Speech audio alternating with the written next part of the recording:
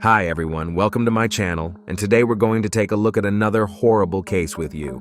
No story is more sorrowful in the world than the tale of Romeo and Juliet, concludes the Duke in the most famous story about two lovers. Yet in Shakespeare's tragedy, Romeo and Juliet end their lives by their own choice, while in our story, the young lover solves the problem differently. The creation of the Borden family began in Missouri. Michael and Catherine met in school. They were classmates. Michael was captivated by his blonde, radiant, and responsive classmate. In the upper grades, he tried various ways to get her attention. He helped with homework and invited her out for walks. This way, they became best friends and spent a lot of time together, learning lessons and sharing secrets with each other. Gradually, their friendship turned into something more, and they realized they were in love with each other. Michael invited Catherine on a date, where he first declared his love. After some time, the young people got married. The wedding was a beautiful and memorable ceremony, where Michael and Catherine promised to love each other in all life circumstances. After 10 years of marriage, the family moved to Lititz, Pennsylvania. Lititz was founded by members of the Moravian Church in 1756, and it was inhabited by descendants of Moravian communities. The primary population of the town were faithful families who sought refuge in their oasis from the horrors of modern life. Life in the town was quiet and peaceful. Many families belonged to the Christian Amish community and led a lifestyle befitting a believer. Their life was simple, with people trying to do without many modern technologies. The Borden family was deeply devout, so the choice of Lititz was no accident. This suburb seemed perfectly suited for the birth and upbringing of children. Life flowed so calmly that a new day was just like the last. This was precisely what the Bordens were looking for: complete family solitude and creation in solitude with God. Michael served in the local church community and taught lessons in Sunday school. Catherine primarily managed the household and assisted her husband in his work. In the community, Michael worked more for spiritual wealth. For everyday worldly needs, he had to work as a manager at a printing company. In the following years, they had 5 children, 3 boys and 2 girls. Most families living in Lititz were large, with some having more than 5 children. Hoping to shield their children from the hardships and dangers of the larger world, families regularly attended church, while local teenagers joined youth groups and were homeschooled. Interactions between families were limited to joint religious societies and celebrations. The family idol created by Michael Borden lasted for many years, with children being raised in faith and discipline. In the early 2000s, the eldest sons, having reached adulthood, went to university and moved to another city to study.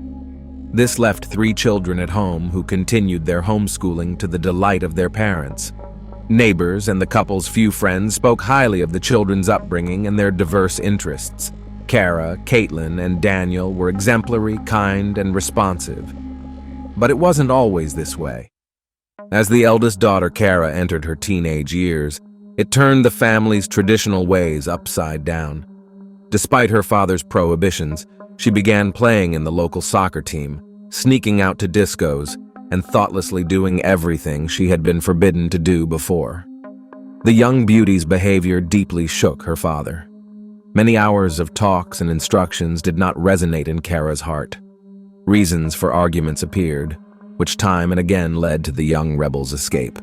The girl openly showed interest in young men and sought relationships. Thus, in 2005, 18-year-old David and 14-year-old Kara met in a support group for students involved in homeschooling issues. The young people, with their passionate hearts attracted to all things forbidden, quickly established warm, friendly relations. Secretly from their parents, they agreed and created social media profiles, where they began actively exchanging messages. The correspondence was lengthy and very emotional. They exchanged well-encoded messages to keep their communication secret from everyone as long as possible. After a while, exchanging letters was not enough, and they began secretly meeting. At first, these were harmless walks in quiet, secluded places around the city. Then their friendly relationship evolved into a romantic one. They ran away together at night to discos and spent time together until morning. David was older and had already experienced first love and disappointment. Kara was so young that her new, bright feelings could hardly be contained. She didn't just walk, she seemed to fly, and a happy smile never left her beautiful face. Meeting David brought back the obedient Kara to her parents. Her father was overjoyed, believing that the teenage challenges were a thing of the past. But Michael was mistaken. Only the fear of being discovered by her parents quelled the girl's inner fire as she hid her love from them. This deeply saddened Kara. She knew what their reaction to such early relationships would be, as she had been instilled with entirely different concepts of possible love between a man and a woman from childhood, trying to protect her from such knowledge for as long as possible. Fearing their parents' negative reaction, the young couple carefully guarded their secret. But sooner or later, all secrets come to light. One day, unable to hold back, Kara shared her secret with her sister. She showed her a photo of David, shared how their relationship began, and that they were so in love and determined to be together against all odds that they were ready to run away.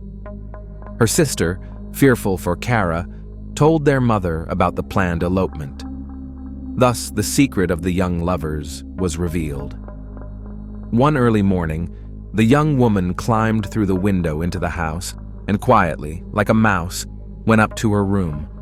Elated, Kara was returning from another date with her David. She entered her room and froze. Her mother was sitting on her bed. Everything became clear without words. After breakfast, a conversation took place in which her parents forbade her any relationship with the young man. They were shocked, having shielded their children from violence, controlled substances, and other negative stories, that such misfortune had befallen them. Kara's father was so outraged and disappointed that he forbade her from leaving her room. That night, Kara Borden spent in David's house. At 5:30 a.m., the young lover dropped her off near her house. They agreed that as soon as Kara safely returned to her room, she would send him a text message. However, the awaited message never came. David called her home several times and sent a few messages on social media. An hour later, Kara informed him that she was caught and asked him to come over so her parents could talk to him. David arrived at the appointed time. The conversation began with the father expressing deep indignation and forbidding the young man from seeing his daughter. Kara's parents' morals and stance were very conservative. They were categorically against relationships at their daughter's young age. Words of love did not touch the father's heart. He warned the young man that if he saw him with Kara again, he would be compelled to report him to the police for involvement with a minor. The lengthy, emotional conversation ended on a high note. Kara was locked in her room again, and David left with nothing. The young man got into his old car and drove away, crying for the first time over a girl. Or maybe out of hurt that he was not taken seriously. The separation was very difficult. The lovers struggled greatly through the long days apart. They couldn't withstand the test of separation, so they devised a plan, deceive everyone by accepting Kara's father's conditions, pretend to break up, but continue their secret love. And they convincingly played the part of former lovers. In public places or at church, they didn't even greet each other. Kara's parents were appeased, convinced they had protected their daughter from a youthful mistake. David missed her terribly. In the evenings, he read Shakespeare, imagining openly serenading his beloved like Romeo. But in the Capulet and Montague tragedy, the lovers could not reconcile their families and receive their blessing. David Ludwig took decisive action. He called Kara's home asking for a meeting with her father. The young man was very serious and asked his beloved to talk about their upcoming marriage. On November 13, 2005, David Ludwig arrived at the Borden residence for a talk with Michael, the father of his beloved Kara. He announced his love for Kara, their ongoing relationship, and their plans to marry. Michael's response was dismissive. "That will never happen." Anticipating such a response and coming prepared, David, fueled by rage, drew a handgun and shot Michael in the back as he was walking towards the front door. Then, David sought out Kara's mother, Catherine, and shot her while she was sitting on a chair. David then searched for Kara in the house, calling out for her, but he couldn't find her. Afterwards, he got into his car and started to drive away when he saw Kara running down the road towards him. She got into the car and told David she wanted to go as far away as possible, get married, and start a new life. The young couple fled the city in the boy's red car. But why would a 14-year-old girl run away with a young man who had just shown such brutality? Wasn't she shocked and scared? Both were considered good kids. How did they turn into criminals? Kara Borden was reported missing for 24 hours after her parents, Michael and Catherine Borden, were found deceased. After reviewing surveillance footage, the police followed the trail of the teenagers. The footage also proved that Kara had not resisted but willingly accompanied David. Charges of abducting Kara were dropped against David Ludwig. Alerts were issued across the east as Pennsylvania and Indiana police investigated sightings of the couple heading west in a red Volkswagen Jetta. Authorities received a tip on Monday morning about a vehicle matching that description parked near a truck stop outside of Fort Wayne.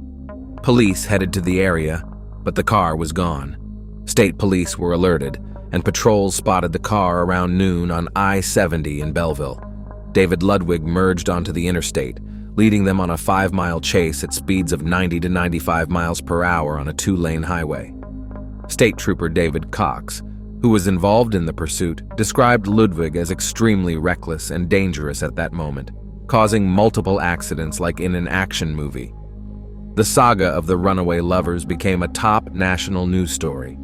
Television broadcasts showed the capture of the teenage fugitives after the boy had ended the lives of his girlfriend's parents and took her with him.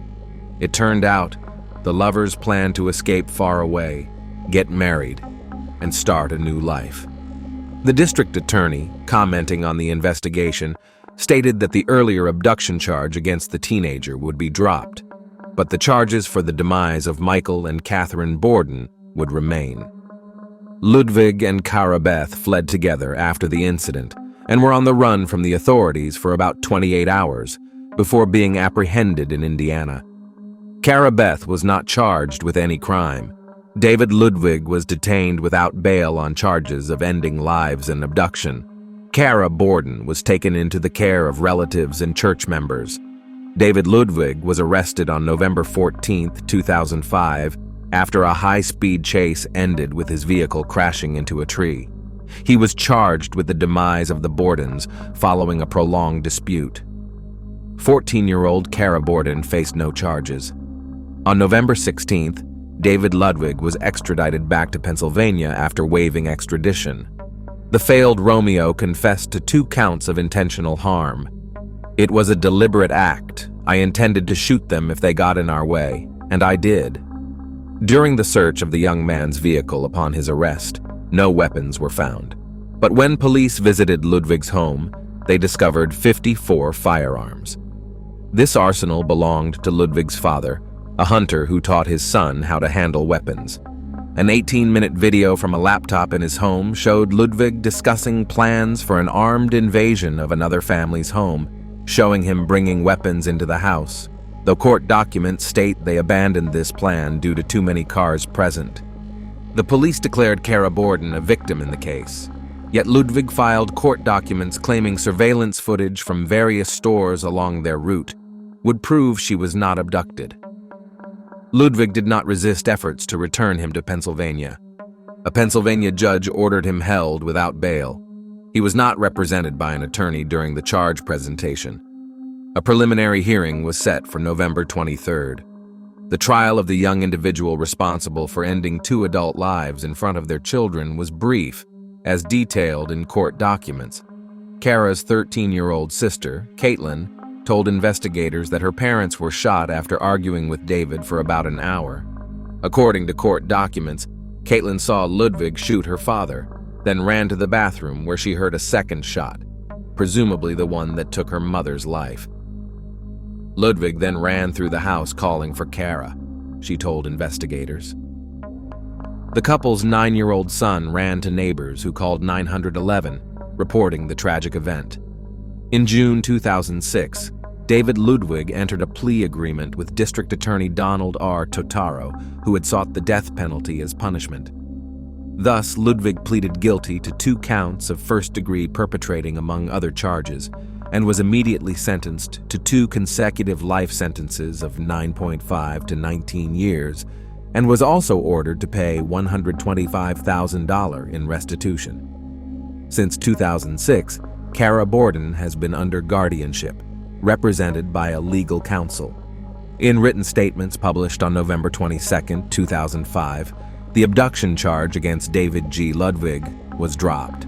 The court concluded that Kara Borden left with Ludwig of her own free will.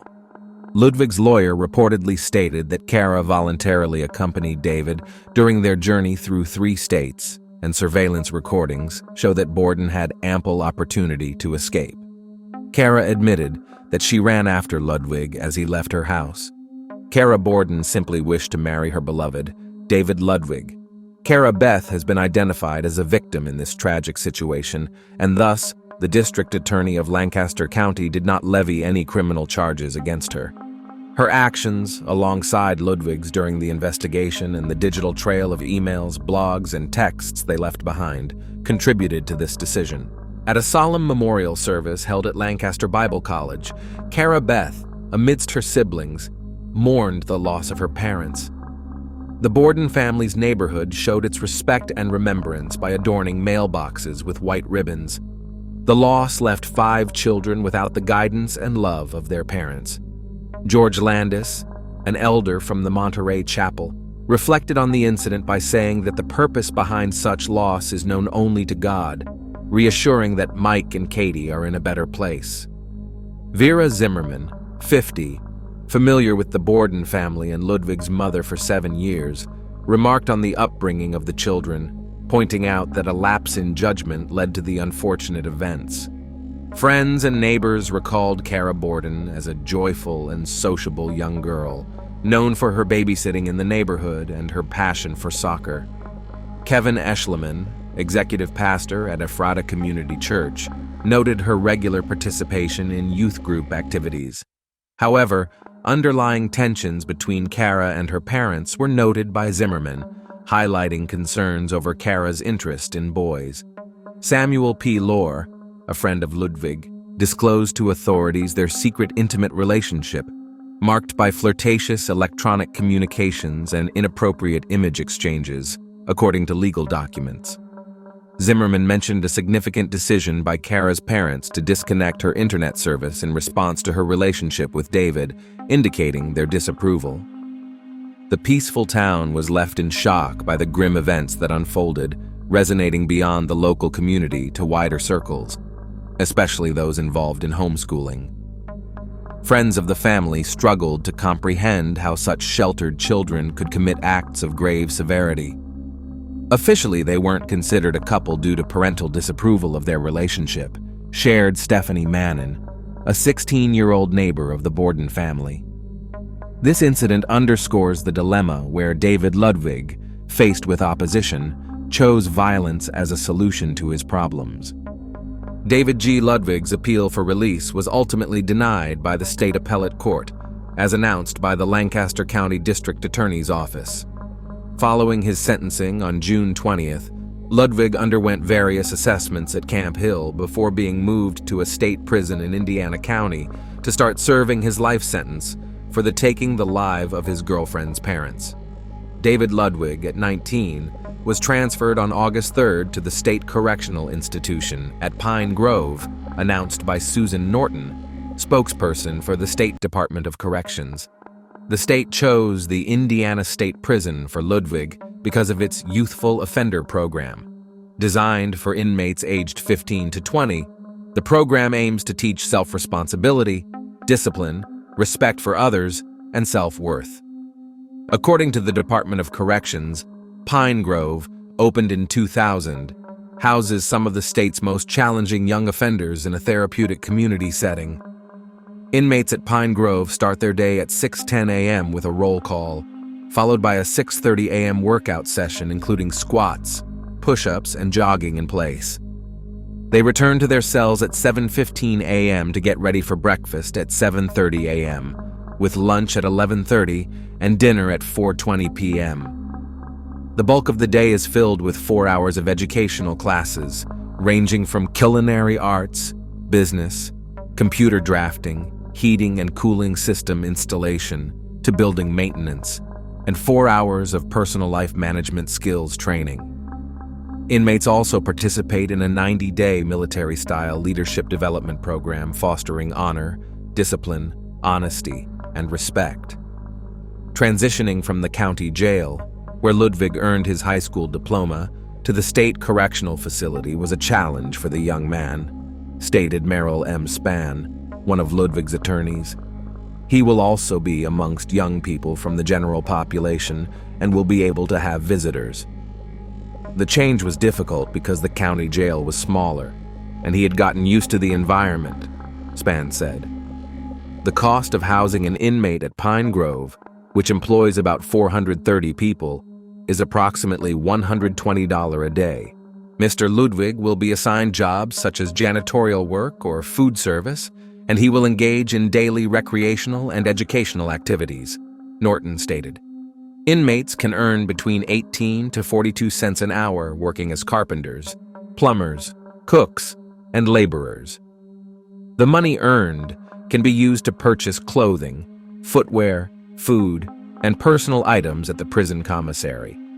Most of the 250 inmates at Pine Grove stay until they turn 22, after which they are transferred to adult prisons to serve the remainder of their sentences. David Ludwig, now 37, is serving 2 consecutive life sentences for shooting Michael and Catherine Borden in their home in November 2005, after they told him he could no longer see their 14-year-old daughter, Kara Borden. In his latest petition, Ludwig referred to alleged issues, including being treated as a juvenile offender serving a life sentence. He cited the 2012 U.S. Supreme Court ruling, which found life imprisonment for juvenile offenders to be unconstitutional. The Pennsylvania Supreme Court recently denied the request, agreeing with Lancaster County Judge David Ashworth, who previously deemed the challenge untimely and unfounded, according to the county prosecutor's office. Ashworth stated that Ludwig does not deserve the same consideration as minors because he was 18 and a half at the time of the tragedies. David Ludwig is currently incarcerated in Luzerne County. Kara Beth Borden, the 14-year-old girlfriend of 18-year-old David Ludwig, who is accused of ending the lives of the Borden parents and fleeing with her to Indiana, has reunited with her family in Pennsylvania. However, as CBS News correspondent Sharon Alfonsi reports, it remains unclear what role Kara Borden may have played in the incident. According to Alfonsi, the police now view Borden as a victim. She has not been arrested, which leaves open the possibility that she played a significant role in the unfolding events. Given her age of 14, there's also speculation about potential charges against Ludwig for involvement with a minor. Warwick Police Chief Richard F. Garipoli Jr. told CBS News, "Kara is upset, she's crying. She's 14 years old and it seems we forget that. She's devastated.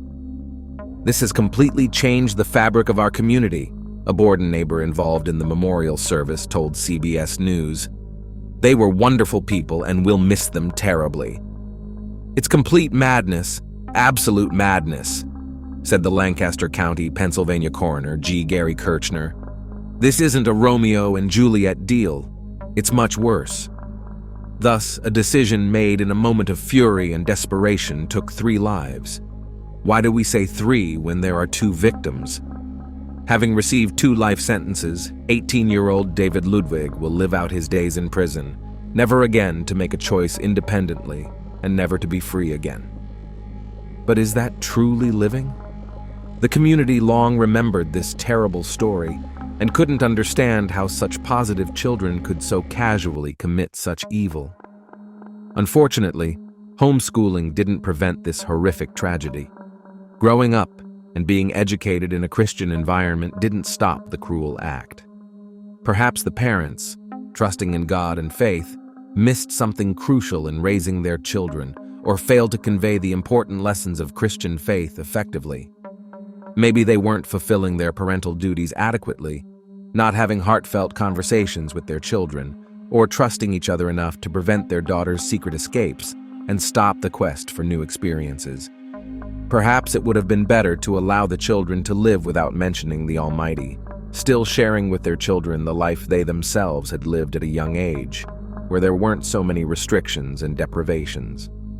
Deciding for the children, parents eventually face disappointment from the decisions made later on. We can only speculate what might have prevented this tragedy. From all we've learned, one thing is clear: violence always leads to more violence. When we're taught to live with violence, we become good as long as we're coerced and accepted as part of life. The more we practice, the more we endure, and then use violence to solve our problems. Unfortunately, much of this acceptance of violence comes from Christian homes, but such violence is entirely against Christian teachings. Thanks for watching, guys. Subscribe to my channel. There are many shocking stories ahead of you.